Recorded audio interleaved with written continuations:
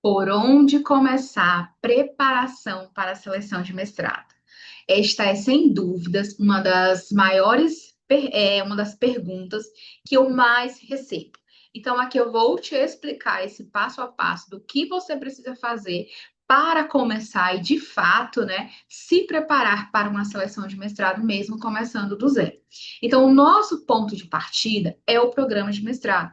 É quando você define qual é o programa que você vai se candidatar. E para que você consiga encontrar o programa de mestrado, você vai assistir uma outra aula que tem aqui no canal, que é sobre como encontrar um programa de mestrado. Então, a partir desse momento que você encontrar, tá? Você vai seguir esses passos. O primeiro deles é buscar os editais anteriores. Então, você encontrou o programa de mestrado. O que que você vai fazer agora?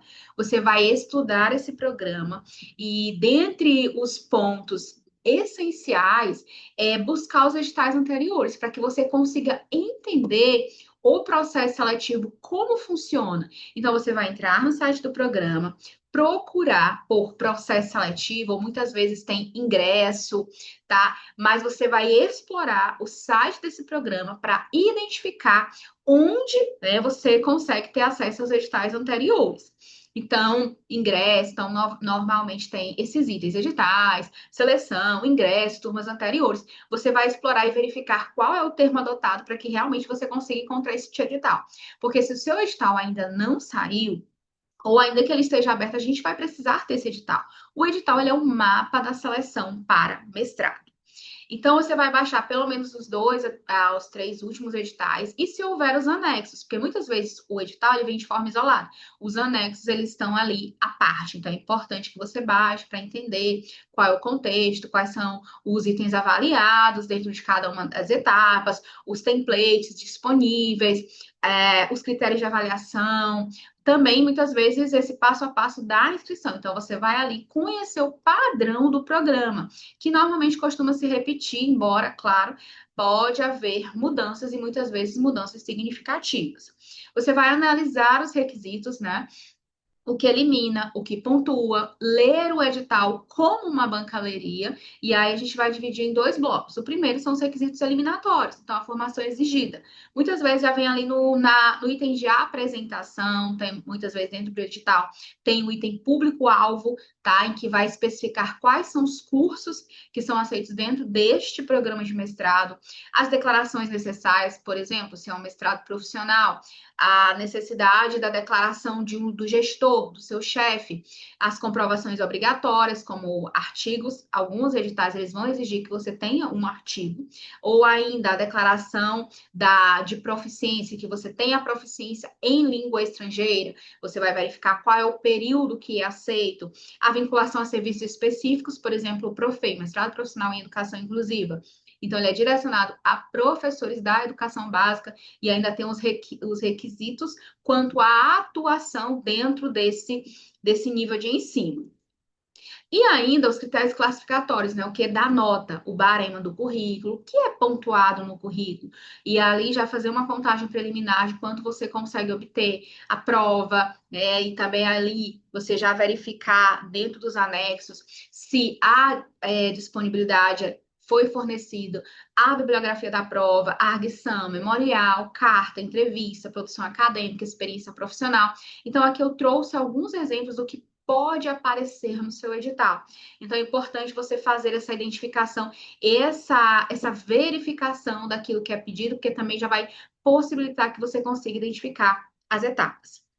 O terceiro é verificar o enquadramento no público-alvo. Então, antes de investir tempo, confirmar se você realmente pode concorrer. Então, você já vai verificar, tá? Muitas vezes já é descrito se é um mestrado acadêmico ou profissional, se exige atuação em área ou serviço específico, se pede vínculo, então, servidor, docente, profissional da rede pública, por exemplo.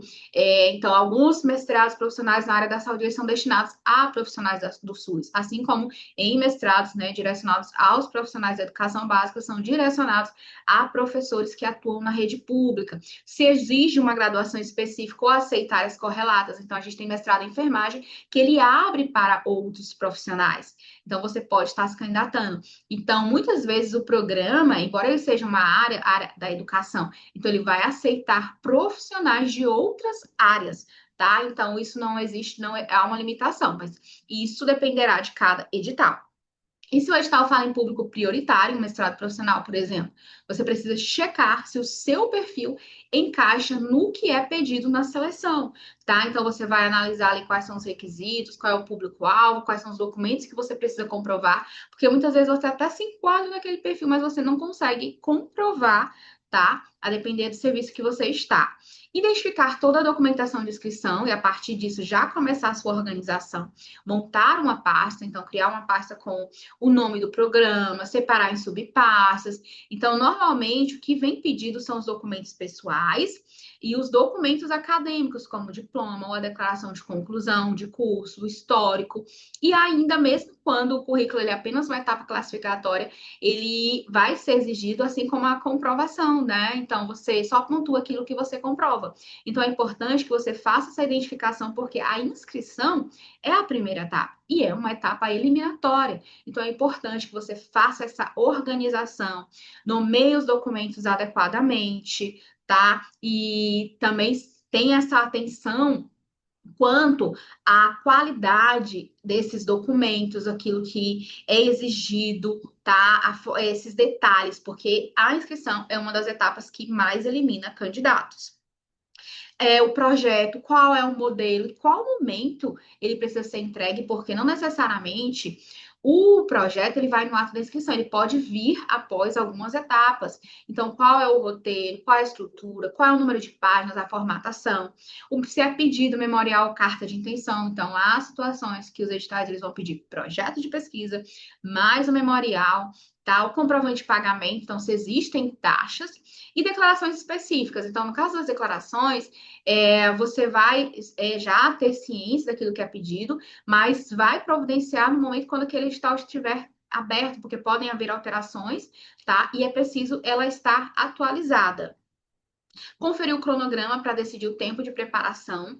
Então, abre o edital e marque, né? Para você já começar ali, ter uma ideia em relação às etapas, a data de abertura e fechamento das inscrições, as datas das etapas, homologação, recursos, prova, resultado, a entrevista, para que você consiga dimensionar o intervalo de tempo entre uma etapa e outra. Os prazos de envio, porque muitos têm horários, tá? Então, normalmente é 11h59 do último dia, mas também tem seleções que as inscrições vão até somente 4 horas da tarde. As datas de divulgação de bibliografias, de temas de prova, quando ela já não vem ali no ato da divulgação do edital, ela pode ter um prazo para divulgação posterior. E a partir disso, né, que você vai definir. Se o edital está aberto, então, a depender do tempo, você precisa começar ali, de fato, a sua preparação. Não tem o que esperar, a preparação tem que começar agora, então é modo execução máxima. Se o edital ainda não abriu, se existe uma previsão próxima ou ainda uma previsão que seja mais longa, tá? Você vai entrar no modo preparação estruturada, que é com antecedência.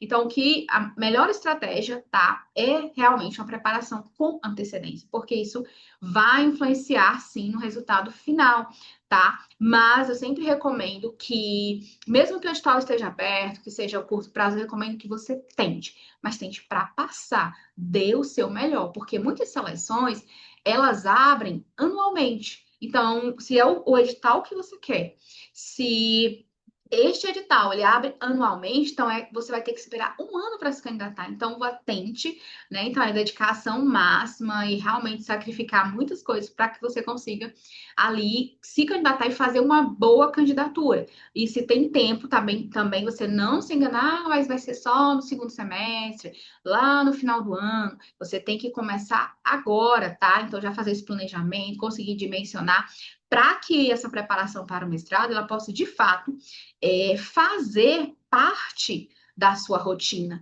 para que esse estudo, essa preparação, ela não seja postergada, tá? porque muitas pessoas elas deixam para se preparar quando o edital abre, sendo que a melhor forma é a preparação com antecedência, quando o edital ainda não saiu, que você consegue fazer de fato com calma, de forma estratégica, pensando em cada uma dessas etapas, tá? E por falar em etapas, o sexto passo é identificar todas as etapas da seleção e o peso de cada uma. Então, lixe as etapas e veja o peso ou nota mínima de cada uma. Então, normalmente as etapas que aparecem nas seleções para mestrado é análise documental, onde ocorre a homologação das inscrições, em que diz se você irá para a próxima etapa ou não. A avaliação do projeto de pesquisa, a prova de conhecimentos específicos da área, a prova de língua estrangeira, tá? E muitas vezes pode ser uma redação ou uma resenha, a avaliação do currículo, que normalmente é uma etapa classificatória, e a arguição ou entrevista. E entre essas etapas, a gente vai ter o período de recursos, a gente vai ter o resultado preliminar, o resultado final, tá? Então, existem seleções que são bem longas, mas outras já têm um curto espaço de tempo. É preciso você analisar este ponto. Então, esse é o passo a passo, tá? Que você precisa seguir, tá? Para que de fato começar a sua preparação. Então, depois de definido o programa de mestrado, é hora de começar a analisar este edital, identificar a documentação, quais são as etapas para começar sua preparação da melhor maneira possível. E então, né, se esse conteúdo ajudou você de alguma forma, então já inscreva-se no canal, porque a gente tem aula toda semana. Então, te vejo, tá? No nosso próximo